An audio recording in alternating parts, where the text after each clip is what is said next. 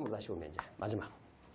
자, 재고 한번 쭉 살펴보는 거니까 이렇게 돼 있고, 자, 여러분 재고자산은 팔았으면 뭐가 나오냐면 매출액이 나오고, 그다음에 판매된 부분의 원가인 매출 원가, 그리고 그 결과물인 매출 총이익을 찾는 거죠. 잘 아시지만, 자, 그런데 이렇게 손익계산서를 표시하는 방법은 비용의 매출원가가 반드시 구분해서 표시하는 경우도 있지만은 실은 매출원가가 손익계산서상에 표시되지 않을 수도 있죠. 네, 그래서 매출원가를 반드시 표시할 때는 비용을 어느 별로 표시했을 때라는 뜻이에요. 그래서 비용을 기능별 표시 방법이라는 게 있고, 또 하나가 성격별 표시 방법이라는 게 있어요. 그래서 팔 때는 저 손익계산서를 작성하는 것까지도 알아두셔야 돼요, 이제. 그래서 우리가 기능별과 성격별이 있는데, 반드시 매출원가가 우리가 일반적으로 쓰듯이 매출원가를 따로 구분해서 표시합니다 라는 방식은 뭐라고 하고? 기능별. 그렇지? 그래서 이거는 매출원가를 별도로 구분 표시하고. 매출원가가 꼭 있어야 되는 거냐? 매출원가가 없어도 얼마든지 나타날 수도 있잖아. 단기 매입분과 재고자산의 증감을 통해서 나타날 수 있다라는 방법을 뭐가 되고? 성격별. 그죠? 그래서 그 각각의 이 둘은 비용을 어떻게 보느냐, 비용을 어떻게 나누냐에 따라 나눈 거니까 비용 나누는 거에 따라서 포괄손익계산 작성까지도 알고 계셔야 됩니다. 그죠? 자, 이렇게 되어 있고, 자, 그 다음에 이제 조금 더 특수한 형태의 재는데 이제 이게 소나 돼지나 양 같은 거 있죠, 여러분. 그래서 이게 재고자산이 이 농림업 활동과 관련된 재고, 이것도 이제 그래도 나오는 주제입니다. 그래서 이제 우리가 뭐냐면, 자, 두 가지를 기본으로 알아야 되는 생물자산이라는 게 있고, 또 하나가 수확물. 그렇죠? 그래서 이게 영농조합 같은 거라고 한번 생각하시면 돼요, 여러분. 생물자산 같은 경우가 소, 돼지, 뭐 양 이런 게 있을 때 그네들을 키워서 발생하는 그 손익을 뭐 할까? 또는 최초로 얘들이 태어나면, 산출되면 그걸 어떻게 볼 거냐? 이런 거하고, 그 다음에 수확물이라는 거는 여러분, 뭐 사과나무나 배나무나 포도나무 이런 것처럼 사과배, 나무에 열린 걸 딸 때는 어떻게 처리할 거냐? 소에서 우유가 어떻게 할 거냐? 이런 얘기죠. 그래서 이거에 대해서 재고자산으로 봐요, 얘네들은. 그래서 재고자산 평가에 대한 문제. 이걸 최초에는 어떻게 측정할 거고 후속적으로 어떻게 할 거냐. 그래서 이 주제까지를 공부를 하는 겁니다. 그래서 다시 이제 책에 있는 이게 쭉 나와 있지만 여러분, 전체 어차피 재고자산 때문에 공부를 하게 되는 주제는요, 초반부에 있는 두 가지, 원가하고 소유권, 그리고 가지고 있으면서 우리가 재고에 대해서 기록을 나타내서 어떻게 금액을 표시할 거냐는 5개가 뭐. 그리고 팔았을 때 손익계산서 어떻게 작성할 것이고, 농림업과 관련된 건 어떻게 할 거냐. 그래서 총 몇 개의 주제를 공부하냐면 9개를 주제로 공부를 하는 거예요. 그런데 이렇게 실제 우리 문제 풀 때는 이 중에서 3가지가 제일 메인으로 잘 나온다고 그랬죠? 제일 많이 나오는 게 뭐라고 그랬어요? 적합어. 제일 중요한 거. 그 다음에 또 뭐야? 추정. 그 다음에 또 뭐야? 소유권. 그렇지. 이 3가지가 메인이에요. 그죠? 네, 그래서 첫 시간이니까 그냥 간단하게 한번 보여드리고 쟤네들을 많이 잡으시고 많이 공부를 하십시오. 그리고 이제 나머지 기타 등등이 나오죠. 예를 들어서 그 다음 순으로 굳이 따르면 농림업 같은 거. 그 다음에 이 중에서도 또 뭐 단가 결정 이런 거 있죠. 네, 그래서 그 정도는 이제 그 다음 순위들. 나머지 친구들도 뭐 나오길 수는 있지만 이게 저렇게 메인으로 나오기에는 조금 부족한 주제들 이렇게 해서 공부를 하시게 되는 거죠. 그렇죠? 자, 한번 해봤을 테니까 자, 그 다음에 이제 바로 책으로 다시 한 번만 확인해서 가겠습니다, 여러분. 자, 119페이지가 이제 재고산 기초니까 재고산 정의 정도는 알고 읽어보시고, 자, 120페이지부터 본격적으로 가서 보도록 하겠습니다. 120페이지. 자, 2번에 재고자산의 취득원가. 자, 일반사항이 있고요. 일반사항이 있고, 여러분, 오른쪽에는 어느 기업이 먼저 나왔네? 제조기업. 그렇죠? 한 장 넘기면 122페이지에는 또 뭐? 상품매매기업. 그 다음에 4번은 뭐도? 용역제공기업. 이렇게 나오죠? 네, 그래서 재고산 보고, 물론 이제까지 제일 많이 나온 주제는 실은 상품매매기업에 상기업을 많이 냈죠. 그래도 여러분들은 지금은 이제 제조기업도 한번 보시고요. 용역제공기업에서 재고자산의 범위, 원가를 어디까지 볼 건인가를 또 한번 보셔야 됩니다. 알았죠? 자, 같이 한번 또 기본부터 갑니다. 자, 첫 번째, 일반사항의 정의. 재고자산의 취득원가는 매입원가에다가 전환원가 그리고 재고자산을 현재 장소의 현재 상태로 이르게 하는 데 발생한 기타 원가를 모두 포함합니다. 현재 상태, 현재 상태 이렇게 돼 있고, 자 기타 원가는 재고자산 현재 장소의 현재 상태 이르기에 발생한 범위 내에서만 취득 원가에 포함한다. 현재 장소, 현재 상태 만드는 거고, 이걸 우리가 보통 뭐라고 부르면 취득에 따른 부대 비용이다라고 했었죠, 여러분. 자 그렇게 돼 있고, 자 두 번째 단락.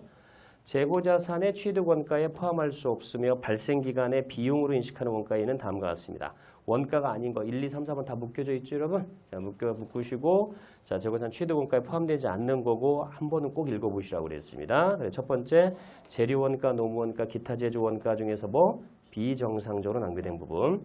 자, 2번은 후속 생산 단계에 투입하기 전에 보관이 필요한 경우 이외의 보관 원가. 이거에 뭐 워낙 많이 나왔으니까.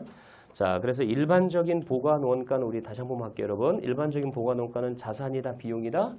비용이다. 그렇죠? 그리고 다음 생산 단계에 투입하기 위해서 보관이 필요한 게 보관 원가는 자산이다, 비용이다?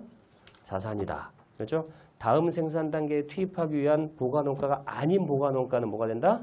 비용이다. 그렇죠? 이렇게 되는 거죠. 그래서 그냥 보관 원가인지 다음 생산 단계를 위한 보관 원가인지 그렇지 않은 건지 이걸로 구분해서 보셔라 라는 것까지 핵심으로 갑니다. 그렇죠? 자, 그 다음에 3번은 동그라미 3번 한 번 더 할게요. 재고자산을 현재 장소에 현재 상태로 이르게 하는데 기여하지 않은 관리간접 원가라고 그랬죠, 여러분? 자, 그러면 이것도 잘 읽으셔야 되는 게 관리간접 원가이기 때문에 비용으로 봐야 된다고 그랬습니까? 현재 장소에 현 상태에 이르게 하는데 기여하지 않았으니까 비용으로 봐야 된다고 그랬어요? 기여하지 않은 부분이죠. 그렇지? 관리간접 원가 자체보다는 여러분 현재 장소에 현재 상태인데 기여하지 않았기 때문에 부대 비용이 아니다라는 뜻이죠. 그렇죠? 자, 이렇게 써보시고. 자, 그 다음에 밑에 이제 박스. 자, 매출원가 포함 항목 참고 부분이 있죠? 자, 여기 한번 보셔야 된다고 그랬습니다. 자, 한번 다시 한번 볼게요, 여러분. 자, 그래서 세 줄 거기다 체크를 해줘야 돼, 앞에. 단기 비용으로 인식하는 재고자산 금액은 일반적으로 뭐가 되는 거고, 여러분? 매출원가로 불리고, 판매된 재고자산의 원가와 배분되지 않은 제조간접 원가, 그리고 제조원가 중에서 비정상적인 부분의 금액으로 구성되어 있습니다. 여러분, 판매된 부분의 재고자산 원가만 되는 게 아니라 뭐라고 여러분? 배분되지 않은 일부 제조원가와 제조간접 원가와 제조원가 중에서 비정상적인 부분으로 구성되어 있다. 자, 또한 기업의 특수한 상황에 따라서 물류원가 같은 다른 금액들도 포함될 수도 있습니다. 일부 기업은 단기 비용으로 인식하는 재고자산 원가 대신에 다른 금액을 공시하는 손익계산서 양식을 채택하고 있습니다. 자, 여러분, 단기 비용으로 인식하는 재고자산 원가라는 게 대표적으로 매출 원가인데 매출 원가 대신에 다른 금액을 공시하는 손익계산 양식을 채택하고 있는데 이러한 방식을 무슨 별로 비용을 나눴다고요?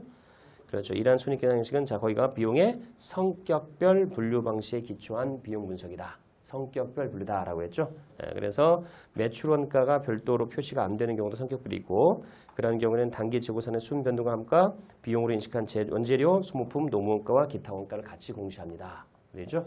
자, 그래서 요거 공부할 때는 자, 포괄손익계산서를 꼭 한번 보시고 연습을 하는 겁니다. 자, 재무제표부로 한 번만 잠깐 갔다 올게요, 여러분. 자, 저기 보면은 전체 포괄손익계산서가 여러분 69페이지부터가 포괄손익계산서의 주제가 나옵니다. 69페이지. 자, 기본부터 한번 보고 갈게요, 여러분. 자, 다시 한번 여러분. 포괄손익계산서를 작성하는 방법은 몇 가지가 있다? 두 가지가 있죠. 그렇죠. 포괄손익 전체예요, 여러분. 비용에 따른 분류는 아직 시작 안 하고 포괄손익계 전체를 만드는 방식은 두 가지가 있죠. 매출액부터 해서 단기순이익까지 나타낼 방식을 뭐라고요? 단일의 포괄손익계산서라고 하고, 그렇죠? 그리고 단기순이익까지만 표시하고 그 다음에 단기순이익부터 기타 포괄손익 넣고 총포괄손익까지 표시하는 방식을 우리가 포괄손익계산서, 그렇죠? 그 다음에 전체 매출액부터 해서 총포괄손익까지 한꺼번에 쭉 뽑는 거였죠, 여러분. 예, 그래서 단일의 그걸 포괄손익계산서. 단일의 포괄손익하고 별개의 손익계산서를 다 바꿔서 얘기했네요. 자, 72페이지 한번 보겠습니다. 72페이지. 자, 포괄손익계 양식을 잡을고요. 한 번만 더 여러분. 단일의 포괄손익계산서부터 봐요. 단일의 포괄손익계는 자, 매출액, 매출원가, 매출총익, 판관비, 영업이익, 영업의 수익, 영업의 비용, 법인세 비용, 차감전 순이익, 법인세 비용, 계속 영업이익, 세후 중단 영업이익, 이런 거죠. 단기순이익, 기타 포괄손익, 마지막 뭐? 총포괄손익. 매출액부터 총포괄손익까지를 한 줄로 쭉 내려 쓰는 방식을 뭐라? 단일의 포괄손익계산서. 그다음에 옆에 바로 옆에는 별개의 손익계산서가 있죠. 별개의 매출액부터 어디까지만 단기순이익까지만. 그리고 단기순이익부터 기타 포괄손익, 총포괄손익 따로 표시하는 게 바로 포괄손익계산서. 그렇죠? 두 가지 방식이 있다. 두 가지 방식이 있고 이건 선택사항이다라고 했죠. 그렇죠? 자, 그러면 자, 여기서부터 한번 자, 왜냐면 8년 나가면 이제 매출원가가 2가 나와야 되니까 같이 한번 보겠습니다. 자, 69페이지 한번 보시죠, 여러분. 자, 포괄손익계산 표시된 정보. 자, 정의부터 한번 봐요. 자, 포괄손익계산서는 소유주, 즉 주주와의 자본거래에 따른 자본 변동을 제외한 자, 여러분 주주와의 자본거래를 제외한 기업의 순자산 변동을 표시하는 보고서다. 그러니까 자본거래가 제외됐다는 건 어느 거래만 포함시킨다는 얘기냐면 여러분 손익거래만 포함시키는 보고서다라는 얘기죠. 주주와의 거래는 들어오면 안 된다라는 뜻이죠. 그래서 포괄손익계산서 표시되는 총포괄손익은 당기순손익 부분하고 기타 포괄손익 부분 두 부분의 모든 구성을 포함한다. 당기순손익사항하고 기타 포괄손익. 그래서 총포괄손익의 뜻은 당기순손익 플러스 기타 포괄손익 이렇게 돼 있고 자 1번 당기순손익은요. 수익에서 비용을 차감한 금액이고 기타 포괄손익의 구성요소는 제외된다. 그래서 매출액부터 어디까지만 적게 돼 있냐면 당기순이익까지가 적는 거. 당기순손익 이렇게 쓰기도 하고 우리는 줄여서 그를 당기손익이라고 하죠. 당기손익. 이렇게 있고 자, 두 번째 기타 포괄손익은 다른 한국채택 국제회계 기준에서 요구하거나 허용해서 당기손익을 인식하지 않은 수익과 비용 항목이다. 그렇죠? 수익과 비용인데 여러분 어디에 포함되지 않는 거라고요? 당기손익에 포함되지 않는 당기손익 인식하지 않는 수익과 비용이래요. 그렇죠? 그래서 뭐 재분류조정도 여기에 포함시켜서 간다. 자, 그래서 세 번째. 자, 재분류조정 줄 하나 다시 쓸게요, 여러분. 재분류조정. 자, 뜻이 뭐예요, 여러분?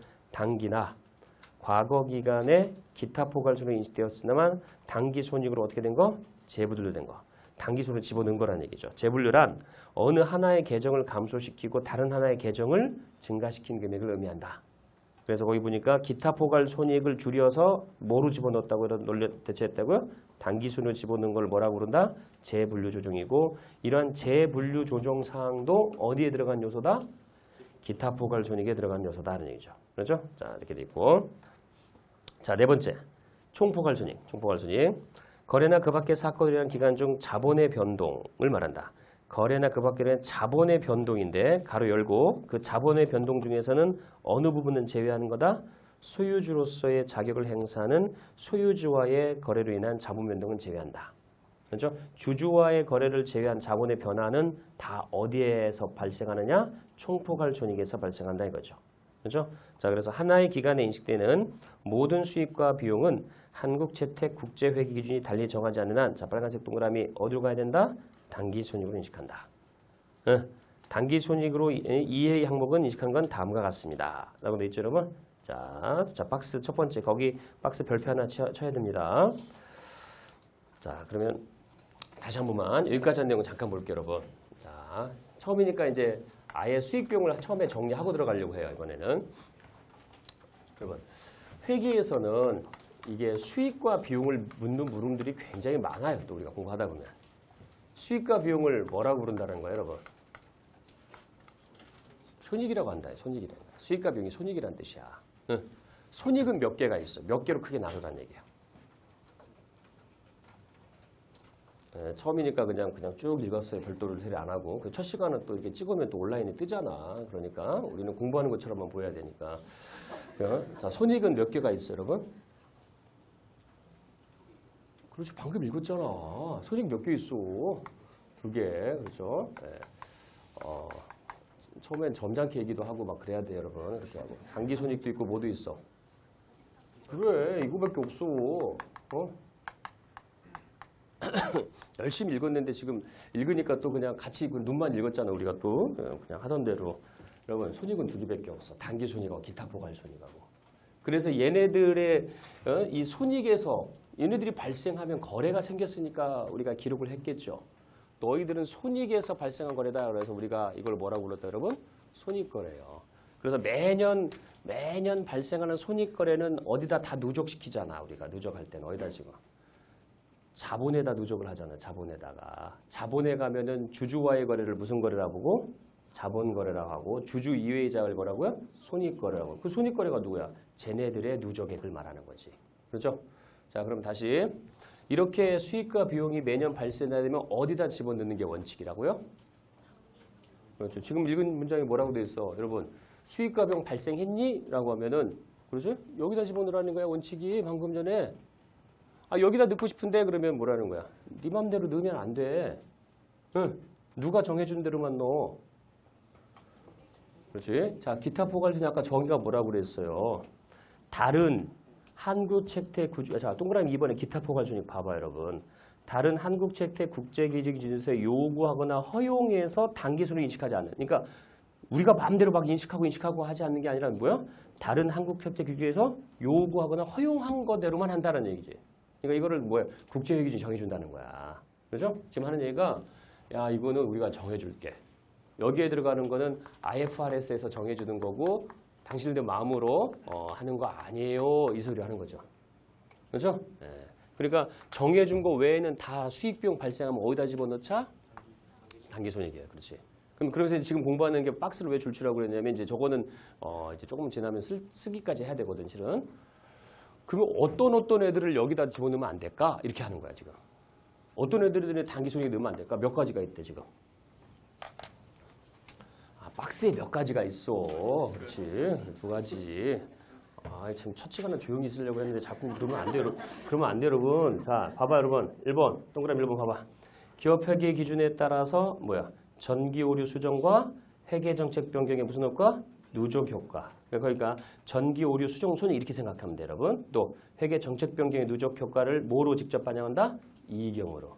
그러니까 걔네들은 전기 오류 수정에 대한 손익과 회계 정책 변경에 대한 누적 효과는 단기 손익에 넣지 말래. 어디다 넣으래? 그냥 이익임에 직접 넣어 이런 얘기야. 그 걔네들도 수익과 비용은 맞긴 맞아. 그런데 여기 바로 넣게 알고 이익임에 바로 넣을상 이런 얘기죠. 자, 두 번째 또 뭐라고 그랬어요? 다른 한국 책대 국제회계에서 뭐라고요? 기타 포괄 손익으로 인식할 걸 요구하거나 허용하는 경우. 그러니까 국제회계지 뭐라고 우리 뭐 공부해보신 분들은 기타 포괄 손익 외우잖아. 우리가 재분류 조정할 거, 재분류 조정 안 할 거. 그거 우리 마음대로 뭐 할 거 안 할 거 나눠? 기준서가 다 해준 대로 해야지. 그러니까 그런 것들만 기타 포괄 손익, 그러니까 단기 손익에 들어오면 안 된다 이거지. 그럼 결국은 단기 손익에 들어오지 않는 수익과 비용은 두 가지밖에 없는데 기타 포괄 손익이 하나고 또 하나는 어디다 집어넣는 거 바로? 이익금에 바로 집어넣는 거. 이렇게 두 개만 있더란 얘기지. 그 외에 수익 비용 나오면 고민하지 말래. 다 어디다 들 거니까. 단기 손익에 들어갈 거니까. 단기 손익에 들어간다는 거는 매출액부터 어디 안에 있는 데 들어간다? 단기 순이익까지 그 사이에 들어간다는 얘기야. 아시겠죠, 여러분? 네, 그렇게 이제 만들어졌다라는 얘기지. 네? 자, 이렇게 해서 분류하시고. 자, 오른쪽 한 장 넘겨가서 그러면 7페이지 보세요. 7번 주석 봐요. 주석 7번 한번 읽어볼게. 그렇죠? 1부는 또 줄이 또 쳐 있어 보니까 또 1부는 줄이 안 쳐 있고. 자, 그럼 한번 볼게요, 여러분. 기억이 나야 돼. 근데 줄만 치면 중요한 게 아니야. 머릿속에 있어야 중요한 거지. 자, 현행 국제회계 기준에서는 자, 어떤 손익? 자, 줄쳐요. 무슨 손익? 중요한 전기 오류 수용 손익과 또 회계 정책 변경 누적 효과의 경우에는 과거로 소급해도 좋아. 혹시 들어본 단어 중에 소급법이라는 게 있을 수 있지, 여러분. 소급법. 소급하는 애들은 두 가지만 소급한대. 뭐하고? 중요한 전기 오류 수용 손익과 회계 정책 변경 누적 효과. 회계 추정 변경? 소급해 그런 거? 추정 변경은 전진이야 소급이야? 전진. 그렇지. 그러니까 그런 건 소급하면 안 돼 이런 얘기죠. 응. 그리고 비교 표시되는 가장 이른 기관의 재무, 이른 과거 기간의 재무 등을 모두 조정해서 재무제표를 뭐 한다고? 제작성한다. 그러니까 이네들은 그러니까 이게 이익금에 아까 반영하라고 돼 있잖아요. 얘네 같은 경우는 과거로 수급해서 제작성까지 하는 대상들이다 실은 얘기지. 그렇죠? 네, 그렇게 해서 분류를 해줍니다. 라는 뜻이에요. 자, 이렇게 돼 있고. 자, 그 다음에 70페이지 자 위에 그 두 줄, 한 편부터 있죠. 그럼 파란색으로 되는 거 줄 하나 치시고. 자, 뭐라고 돼 있나 봐봐. 수익과 비용의 어느 항목도 단기 손익과 기타 포괄 손익을 표시하는 보고서. 이게 이제 뭐야, 이게? 이게 이제 우리가 포괄 손익 계산서라는 거지. 그 보고서나 또는 주석에다가는 누구는 절대 표시하면 안 된대. 특별 손익은 표시하면 안 돼. 물론 없죠, 우리 특별 손익. 근데 옛날부터 혹시 옛날에 일하신 분들은 옛날에는 손익 계산서에 특별 손익이라는 것도 있었지. 그렇죠? 대체 몇 년을 일하신 거야? 그때부터 했으면 한 20년 됐어. 20년 전에는 특별 손익이라 했는데 이게 뭐라면 야, 여기 손익 계산서에는 특별 손익이라는 거 없어. 왜냐면 특별 손익이 있을 만한 것들이 다 어디로 들어갔을까? 그렇지, 영업의 손익이 들어가 있는 거지. 영업의 수익, 영업의 비용이 다 들 거지. 그러니까 옛날에는 영업의 수익, 영업의 비용도 있었고 특별 손익도 있고 막 그런 시절이 있었어요, 여러분. 그런데 그러니까 나누는 문제들이 막 생기는 거지. 근데 이게 좀 그러면은 또 주간적으로 나눌 수도 있고 막 그런 경우 발생하니까 어느 순간부터는 다 없앴더라고. 야, 특별수용 쓰지 마. 그냥 영업의 수용 한입만 써. 그게 이제 우리가 영업의 수용이 들어가는 게 아시겠지만 뭐 일시적이고 우발적인 것들이지. 그렇지? 그런 것들이 이제 들어가는 거죠. 그래서 영업 수용 쓰지 않는다. 아니, 특별 수용 쓰지 않는다. 이런 거고요. 자, 오른쪽으로 이제 보시고 2번. 자, 포괄 손익의 표시 방법. 포괄 손익. 포괄 손익은 우리가 그냥 총 포괄 손익하고 똑같은 단어예요, 여러분. 자, 포괄 손익 표시 방법은 아래와 같이 두 가지 중에서 선택해서 작성할 수 있다. 1번. 단기 손익과 기타 포괄 손익은 단일의 포괄 손익 계산서의 두 부분으로 나누어 표시할 수 있습니다. 그렇죠? 단일의 포괄 손익. 그래서 먼저 이 두 부분은 어느 부분을 먼저 표시하고 단기 손익 부분을 먼저 표시하고 바로 이어서 기타 포괄 손익 부분을 표시함으로써 함께 표시하는 거다. 자, 두 번째. 단기 손익 부분만을 별개의 손익 계산서에 표시할 수 있다. 그래서 우리가 별개의 손익 계산서 이렇게도 읽어야 되지만 명칭이 조금 기니까 우리 그냥 우리끼리 부를 때는 보통 손익 계산서 이렇게 부르는 거였죠. 이렇게 돼 있고 이 경우 그러한 경우 별개의 손익 계산서는 포괄 손익만을 표시하는 보고서 바로 앞에다 위치합니다. 이렇게 쓴다 이러죠. 그래서 아까 우리 봤던 포괄 손익 계산서를 작성하는 양식은 몇 가지? 두 가지가 있습니다. 자, 다음 페이지 넘어가시고. 그래서 아예 그냥 여기서 정리하고 가려고 해요. 손익계산서 관련된 선. 자,